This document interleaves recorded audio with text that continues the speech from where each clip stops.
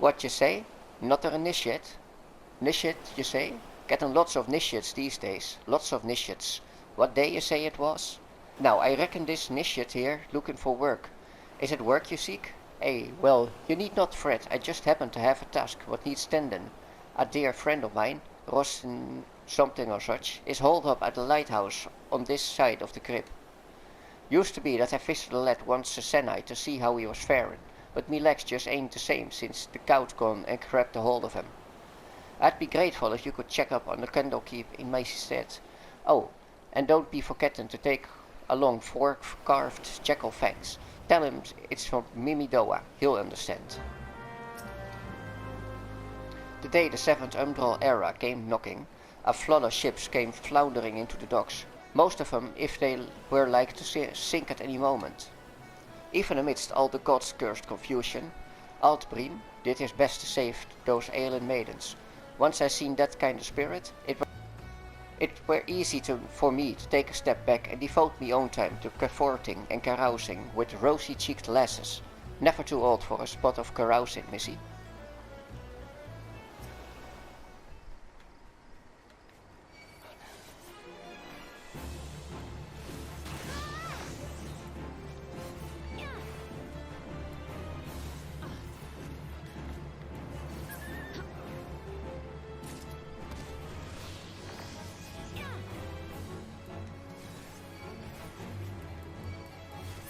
Oh.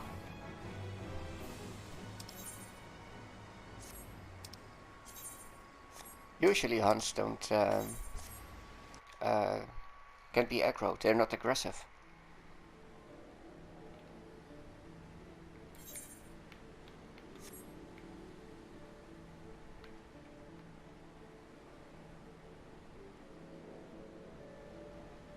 PlayStation 4 really needs to be replaced.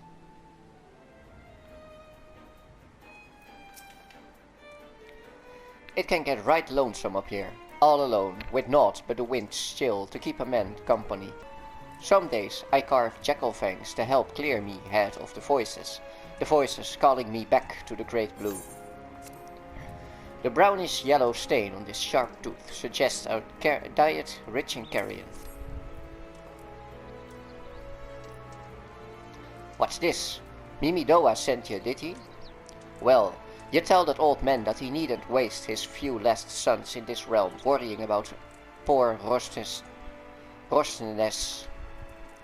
I'll carry on as I always have, in the service of the sailors, alone, till the day I die. Whilst the carvings help keep me head clear, a bit of company would ease the solitude. Truth is, with each turn of the sun I creep ever closer to the brink of madness.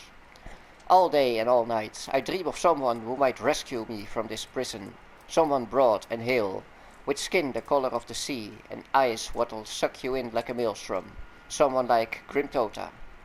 I've been enchanted by her sweet magics since I first saw her, a young lass from the Moraby dry docks on patrol of the god's grip. She smiled at me, but I was too up inside by fear to meet her gaze.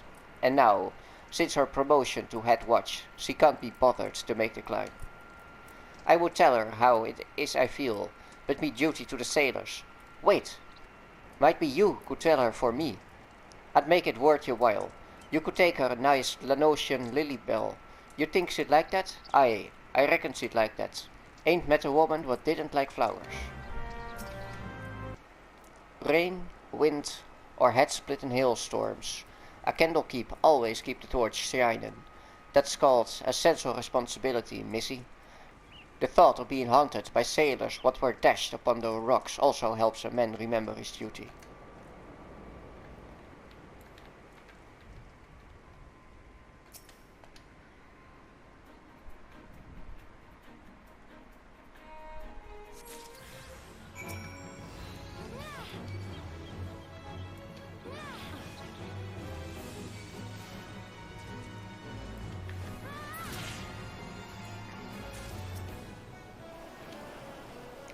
A gift for me from the Candlekeep at Oshon Storage, but I don't recall ever meeting anyone.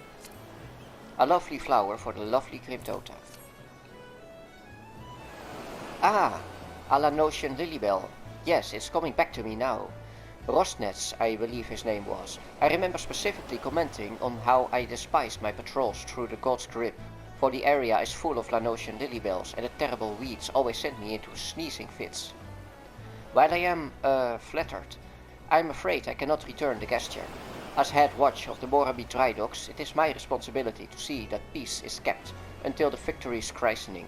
I simply haven't the time to pay would-be suitors any mind, no matter how desperate they may be. Though, perhaps once the ship is complete, I could consider a climb up the peninsula. Perhaps.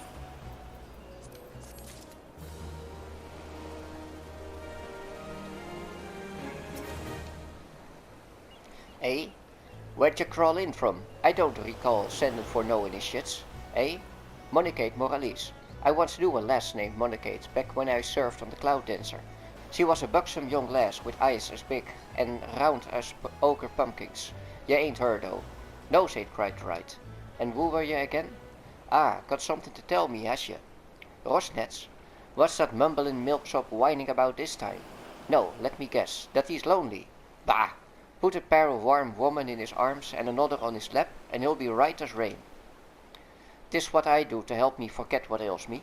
Not that old Mimidoa needs much help with forgetting, mind you. Might be that I'll send him up a few saucy strumpets this coming eve.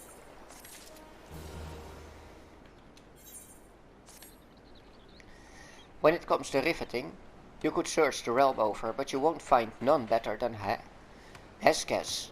10 score rivets a bell I drive, twice that if I'm not in the cups. The key to driving rivets proper like is how hot you can get the buggers. The hotter the rivet, the stronger the bonds he'll make with the steel plate.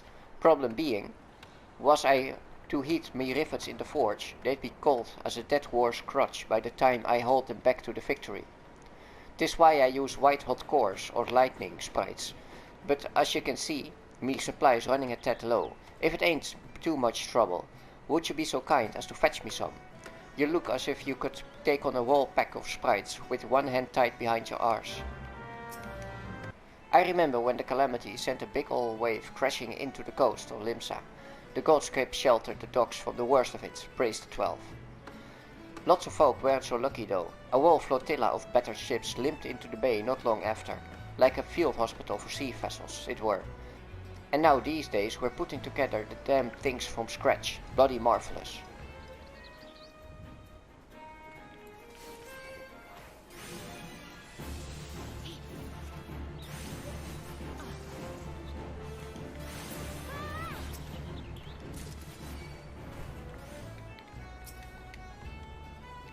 Three cores, and I can be done with the day's work and back at the alehouse where I belong.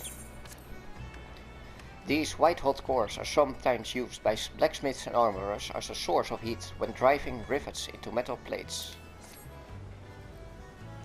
Leviathan's eye, you really done gone and fetched me the blinking cores. Unbream will be right pleased to see that, he will. It was the foreman what came up with the idea to use cores to heat the rivets. A clever one, that man. Sharper than a fang in a fishback's beak. Probably is why he made his chief so quick-like.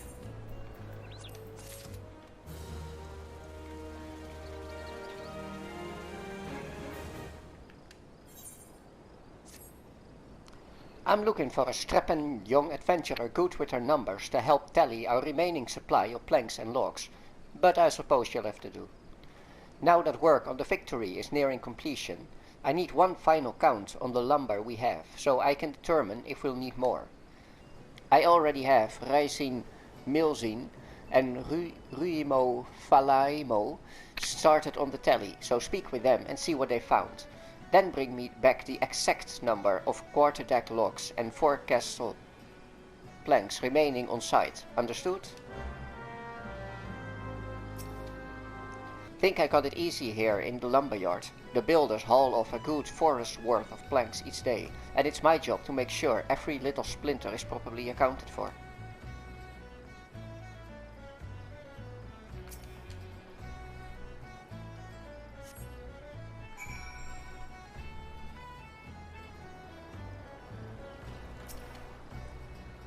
Just finish me count on the cedar masts, and the yardmaster ain't going to like what I have to tell him. What, you'll tell him for me? Well, be my guest then, lass. The Victory, being as big as she is, will be outfitted with 3 full-size masts, and 2 smaller masts. Each mast will have its own set of 4 to 5 spars, or cross masts, from which the sails hang.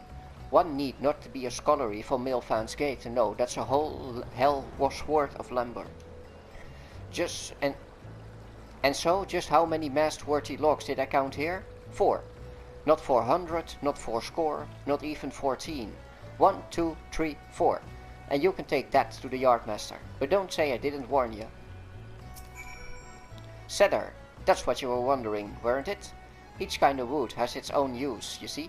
Now cedar, that's a tree what grows straight and tall, making it the perfect choice for masts and yardarms and the like.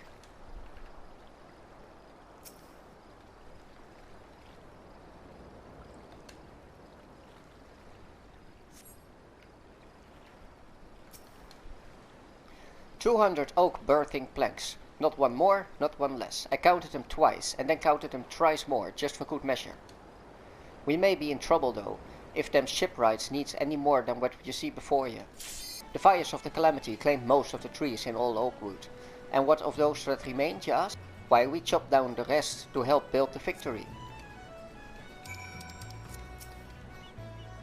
We shipwrights ain't all the same, you know. Carpenters, smithies, armorers. Takes all sort of crafting skills coming together to shape a ship. We do share one thing though, and that's a builder-blessed mastery in our chosen profession.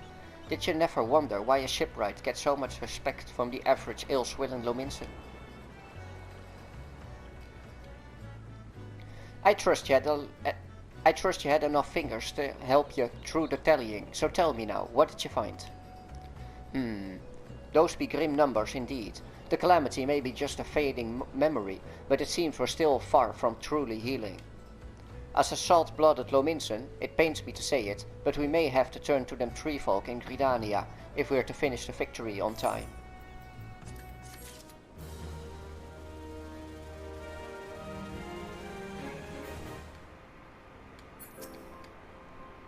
Thank the 12 you came along when you did. Anselm and Faibaras are at each other's throats again. It's that damned ale wench. Both fancy the lass, and neither is willing to stand aside so that the other may have her.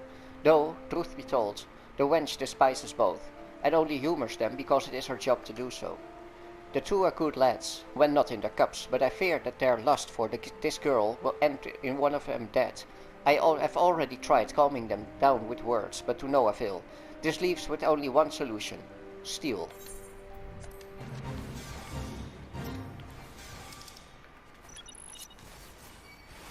Unemployed pirates Anselm Larkskull and Fibras the Doll are fighting again, more than likely over the same woman they were with last night. A little cold steel should help the two cool their heads.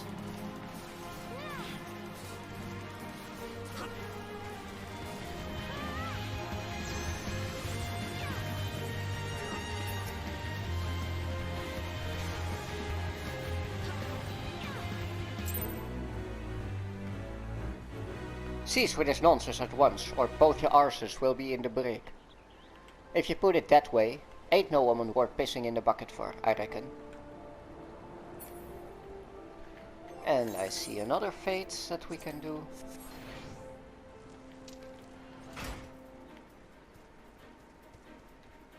I mean, my double XP bonus is gone, so I have to pick up XP everywhere I can.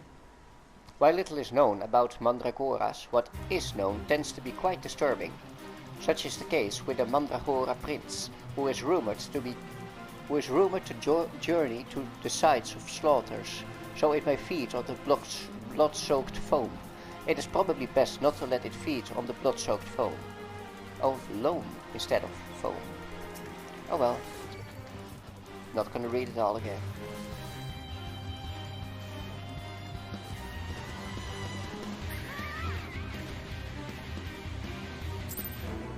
And that's another fate to scratch off the list. Excuse me, adventurer. Might I have a moment of your time? Allow me to introduce myself. I am Ashumin, field assessor for Milvan's Gate. My work with the customs house involves the investigation of claims made regarding the unlawful import of restricted items from foreign shores.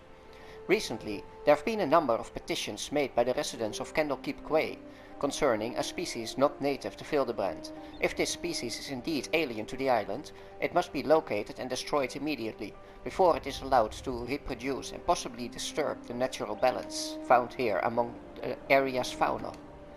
I would ask you that you take this lump of fetid dodo flesh and place it upon one of the mounds of soil, thought to be the nests of the invasive species. The odor should draw forth whatever creatures lurk beneath, leaving them easy targets. Milvan's Gate assessors are not ordinarily stationed in Candlekeep Quay. There hasn't been a need since the port primarily deals in domestic cargo.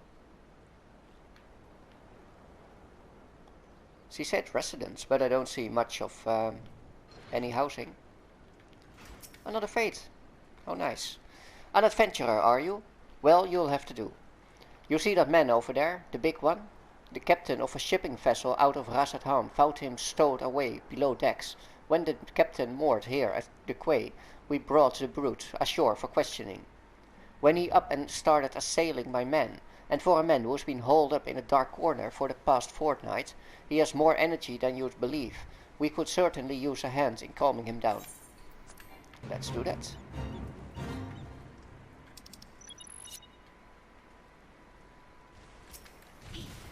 I paid for me passage proper. Them damn captains filled your ears with gobshite.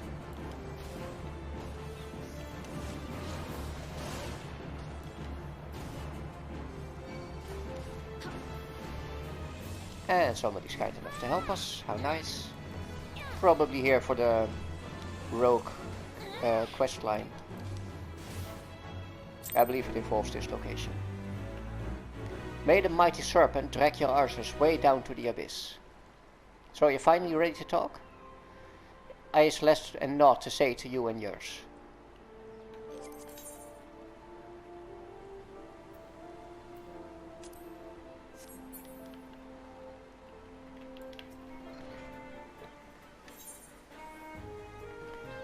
With a decent wind, the stench of rotting dodo meat can carry for months, attracting all manner of creatures.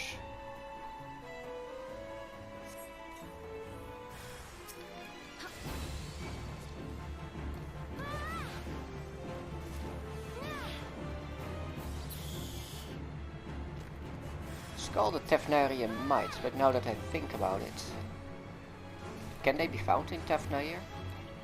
I don't really recall them. But we will find out. Not soon, but we will find out.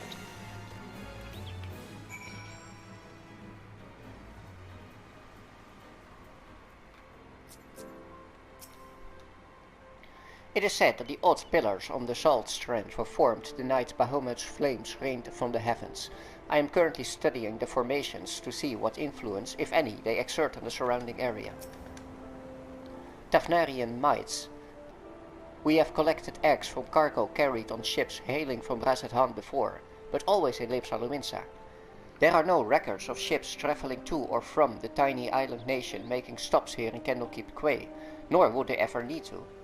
Unless the mites did not come from a ship that laid anchor here, but from a different vessel, one with more heinous motives. I believe this will require further investigation. I thank you again for your assistance. Perhaps I may require your services again in the near future. And she never follows up with that. Under the bridge, more and more merchants are refusing to make the trip to the God's Crib, due to rumors of a giant wolf-like creature called Petfoot who is said to hide below Oshkon's embrace, attacking any who attempt to cross the bridge, hunt the beast down, and restore peace to the area. I don't think I've done this one already.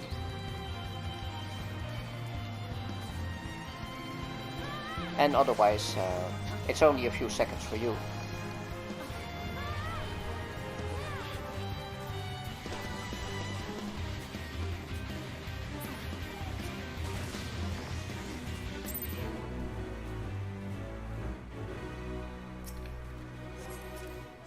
Now the last quest will involve a leave.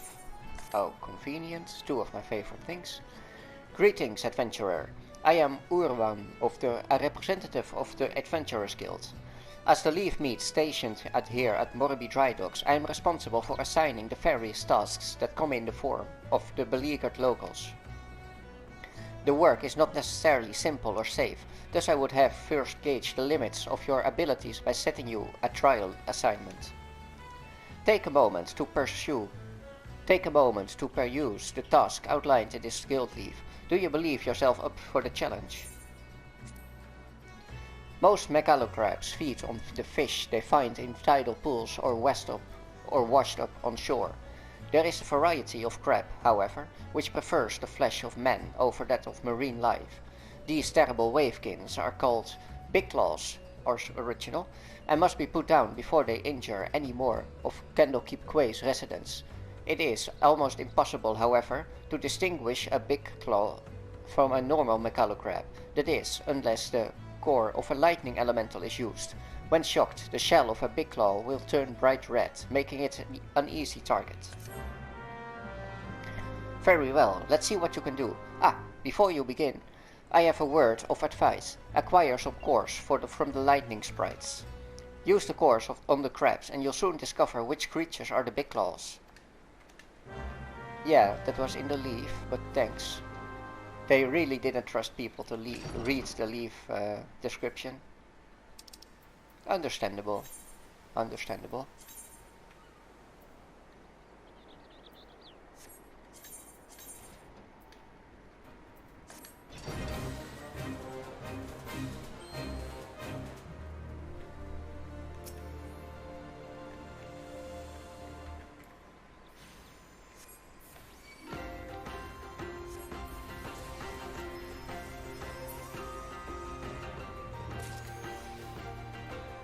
Now, let's hit some hit points on the giant enemy crab for massive damage.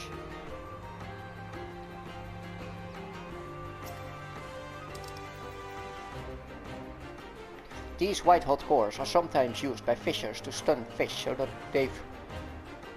so that they float to the water surface, making them easier to catch.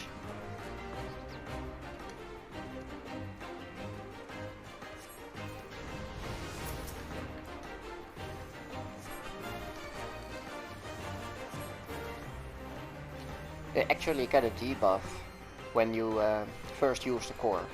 Not that the debuff matters much, because we are way too strong. But it's still a nice touch.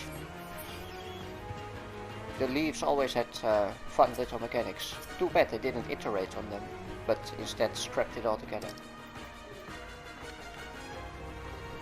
You'd almost mistake this for feudal Japan, with all these giant enemy crabs around.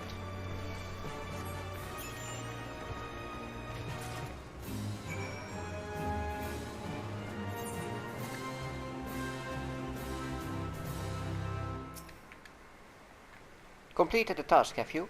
Then you only need to collect your reward. You have performed admirably. I have no qualms about assigning you a further work. With a Maelstrom warship under construction here, the military is eager to keep the dry dock safe and secure. They'd be glad to know that a stalwart adventurer like you is around, cleaning up these problems one at a time.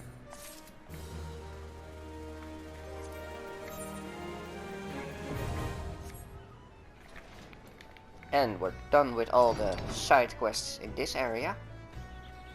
Now you may have spotted a pattern, but now we are going to do class quests, interspersed with leaves.